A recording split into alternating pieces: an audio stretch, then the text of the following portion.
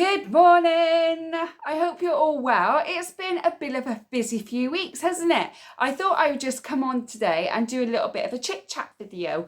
And the first thing I want to talk about is my Butlins trip. And just a quick review. I absolutely loved it. I thought it was so much fun. Yes, Bognor Regis is a bit of a drive. It was very busy. It was very wet on the way there and on the way back.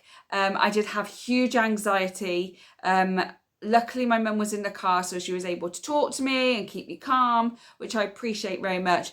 But the actual journey there, if you haven't seen the video yet, I'll link it in the description box below or in a card above. But yeah, I had so much fun. The pool is amazing, lots and lots of slides. The food I didn't get to record, unfortunately, but every time I went in, I was starving. I was just more interested in eating than anything else. We have booked already for next year, so hopefully I'll be able to do some more videoing of the food when we go next year. The apartment was brilliant. The staff were quite friendly. I couldn't fault it really. I had a really, really good time. My little one had a fabulous time, and he asked on the way back, when are we going again? And I said, we'll go back next year. The year after, we are going to go to Minehead, but we're only going to go for a weekend because in 2025, we're going on a Disney cruise. I'm so excited. I have been saving for the last year, and I didn't quite have enough for it this year to pay this year for next year. But then I thought what we'll do is I will save for another year. I will book it in July of 2024, which is when they're all released, and then I will be going on a Disney cruise in 2025. So get ready. If you'll stick with me for the next couple of years, talk all about the Disney trip because I am so excited. So yeah, so that's what we've got planned for the next couple of years for our holidays. But if you haven't been to Butlins yet and you've got little kids and you need a good, fun, cheap, lots to do holiday, definitely consider taking your kids to Butlins if you're UK based.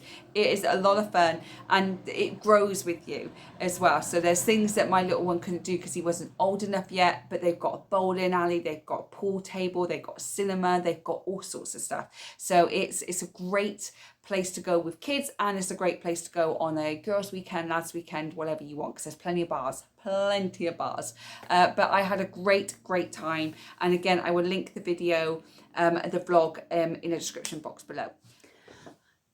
And I'm back. I had a little visitor at the door. It was my Uncle Jimmy. It's not really your uncle.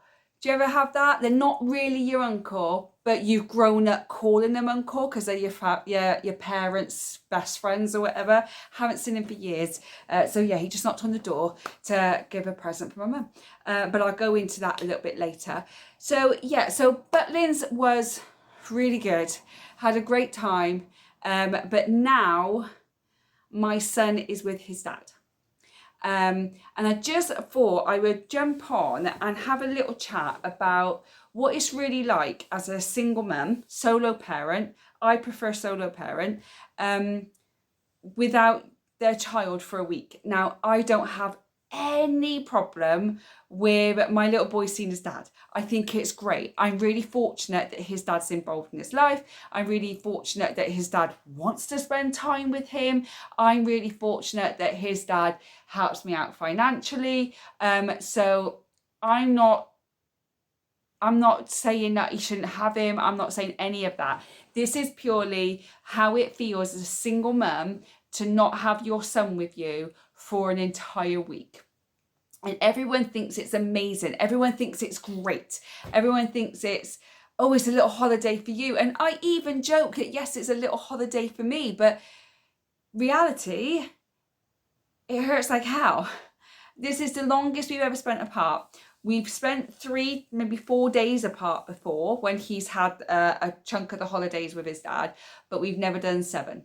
And the first few days is okay because you get everything done without anybody interrupting you. You get all the cleaning done, all the washing up together. I got to bake all my goods that I bake all the time. I got to watch what I wanted to watch on the TV. It was really enjoyable. I decluttered his entire bedroom. But then we get to about day 4 and I miss him. I miss him like hell. The problem I have is that Dad and I don't communicate when we're away. It's literally shut down. So I don't know where he is because his dad hasn't told me where he is. I don't know what he's doing. I don't know if he's well. I know nothing. Absolutely nothing. Luckily and thankfully I should say, that I do have a voice call with him.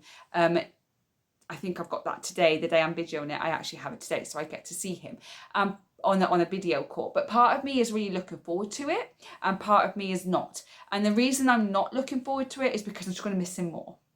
I'm just going to want him back. But it is hard. It is hard. It's easy for him to go, I'd love a week away from my kids. It's okay for the first few days. And then after that, it hurts. And after that, you miss them. And you're trying to keep busy. And you're trying to do things. And you just keep thinking about him. Or you're watching something on TV and something comes up. And you're just like, oh, I just want him home. I just want him home. I want to hold him. But it's very selfish of me to want that because I'm sure he's having a fantastic time with his dad and I can't wait to hear all about it. But as a selfish point of view, I just want him home. I want to hug my son. I miss him. And it's hard. Especially when you don't know anything about what's going on, especially when you don't know if he's okay or if he's well, and you can't bother them because it's dad's time, and that's understandable and absolutely fine. And like I said before, I'm grateful that I have an ex-husband who wants to be and who is part of our child's life. But the reality of it is when everyone says, when you've got a single parent friend goes, oh, they're going to their dad's for a week, they may joke with you that it's great, it's my little holiday, and oh, I can't wait, I can't do this. It will be okay for the first few days, then it will get hard because your child's not with you and it gets hard. So even though I'm happy, and even though I know deep down he's great, and I know he's safe, and I know he's loved, I just want to see him.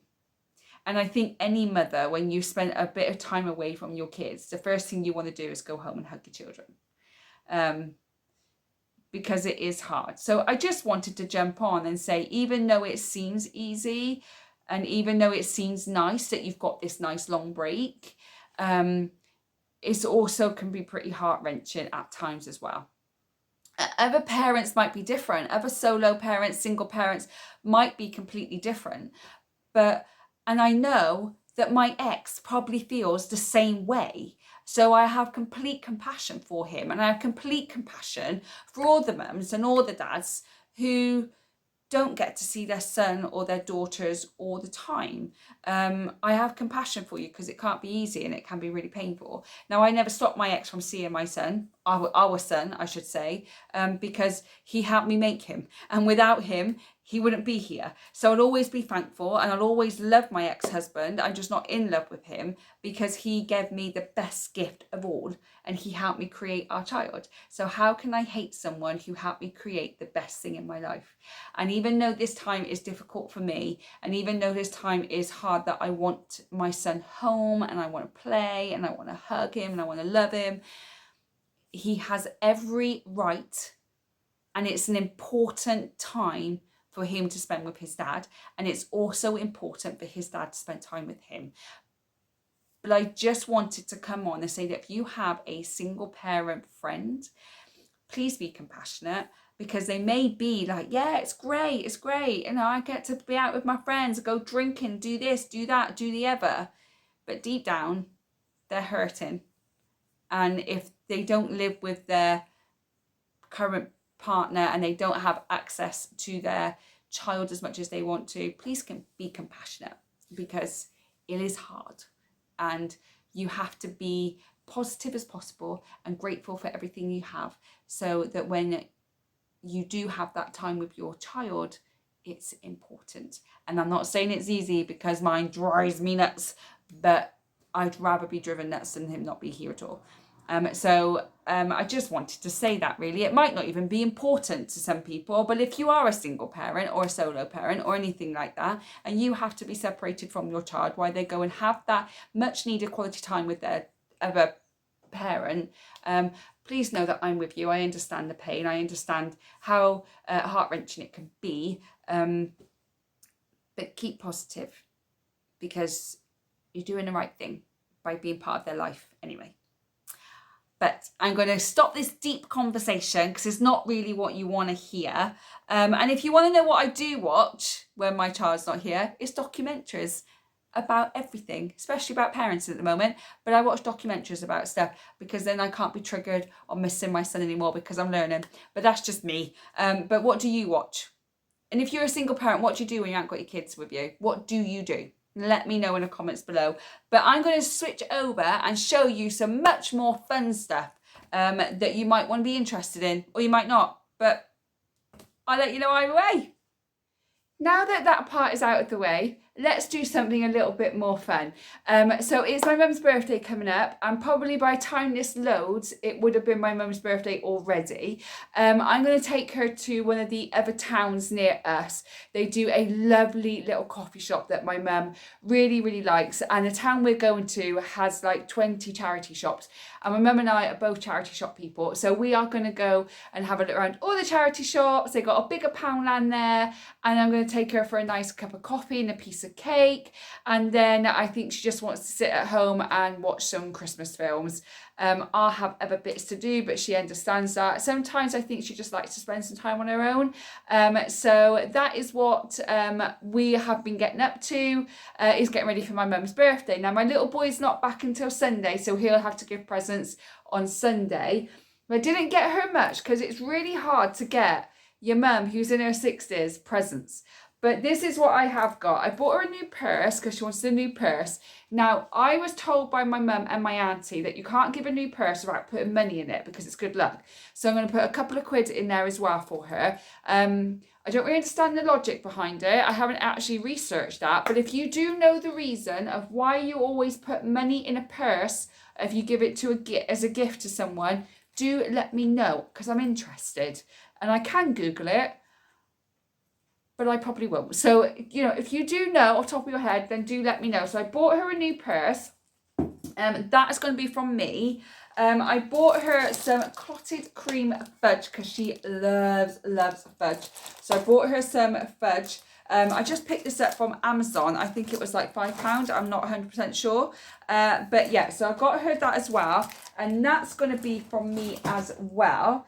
I also got her this crochet thing because she wants to start doing crochet. Because unfortunately, my gran died when my mum was 14, so I never got to meet her. But she taught all her sisters how to crochet, but she didn't get around to teaching my mum. And it's always been something that she's wanted to do, but she doesn't have any self-confidence. So I bought her a very small box that she can just get started with, because you're never too old, right? You're never too old to get started. And that's going to be from my little boy because he'll probably want something on there. So I thought that it'd be a nice little treat for her and hopefully something she can do because she is getting older and she's getting a bit bored. So I thought maybe she could do that. Also from my little boy, what I've got that hasn't arrived yet, and hopefully it will arrive by Saturday, is a photo book. So I don't know if you know the site Free Prints, but I will link it in the description box below. Not affiliated with them, just I use them all the time. You get 45 free prints every single month, and you just got to pay P&P, which is about, I think about £2.99. I'm not 100% sure. But it's a book and all the photos of the kids during our Butlins trip.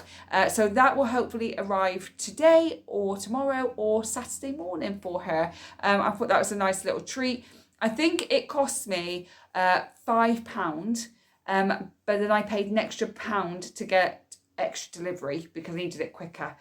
So I got that from my little boy. I bought some word searches. There's 4 books of word searches. My mum loves a word search. She's always got a word search going on somewhere. She's got it on her tablet. She's got the books. She just loves them. So I picked these up from Amazon for £4.50 and there's 4 books in there. I usually do go to the shops because they're cheaper, but I just didn't have time. By the time I come back from Butlins and did all the washing and the ironing and everything else I need to do, I just didn't have time. So I had to get it on Amazon. Otherwise I could have got a little bit cheaper.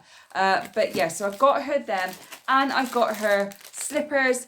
She gets slippers every single birthday and every single Christmas from the dog. So that is from the dog. And I'm also going to get her some flowers as well. But I can't get them just yet because I want my son to give them to her. So it's not a lot. I do feel a bit bad, but I don't really know what else to get her. And to be honest, I like to spend a little bit more at Christmas than I do on the birthdays. But she keeps saying there's nothing that she wants or there's nothing that she feels that she needs. So I just bought her a few bits. So hopefully that'll be okay. Now, the last gift I got was from my son. So this is something I do every single year while he's at school. So throughout the year, as he grows, I sell his toys. The stuff that he doesn't use, the stuff that he's grown out of, I sell them. And what I do with the money is I usually split it. And half of the money goes into a Christmas pot and half of the money goes to buy him a going back to school present. Now, this year, I managed to save up nearly £80 throughout the year to buy him a present for going back to school. And I asked what he wanted, and he wanted a Donkey Kong Lego because he's Mario mad. Because it was $57.99 and I still have money left over, therefore I went and bought the Donkey Kong Lego. I don't know who's more excited, me or him. Now, he has the whole Mario set Lego because he loves Lego and he loves Mario and he loves Sonic. So I'm getting him Sonic for Christmas. But he really wanted this Donkey Kong because the Donkey Kong scene in the Mario movie is our favourite scene. If you've seen the Mario movie, drop in the comments what your favourite scene is. The Donkey Kong scene is insane. I love it. I watch it over and over again. So this is for when he comes back from his dad's, and we'll be building this on Sunday and Monday. But yeah, I bought him that. That's his going back to school gift. Now, I understand that a lot of people won't do that and you wish you had the money to do it. Please understand that I put money aside, a little bit aside every week or every month to be able to buy him this. And the money that's left over will go in his money box. And he's a great saver, so it will go into his money box for him. And then I'll start again ready for next year. Now, I've only got one. I've got one child, so I'm able to do this. However, if you have 2, 3 or 4 children, that's absolutely fine. Your kids don't need gifts. They don't need a going back to school gift. I'm just in a position where I can do it. So therefore, I like to do it for my son.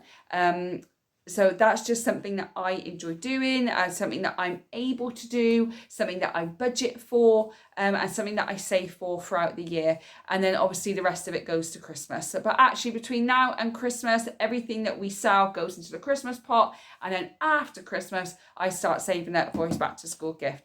So that's all I've got for you today, my lovelies. I hope that you've enjoyed the video. Thank you for listening to me ramble about being a solo mum and what it's like without my son for a week, and the presents that I've got for my mum for her birthday and a going back to school gift. Don't forget to like and subscribe this video. It'd be really helpful for me and I would really appreciate it. I hope you've enjoyed my ramblings today and my conversations today. Any comments you may have, drop them in the description box below. So I hope you enjoyed the video and I will see you on the next one. Have a great day. Bye guys.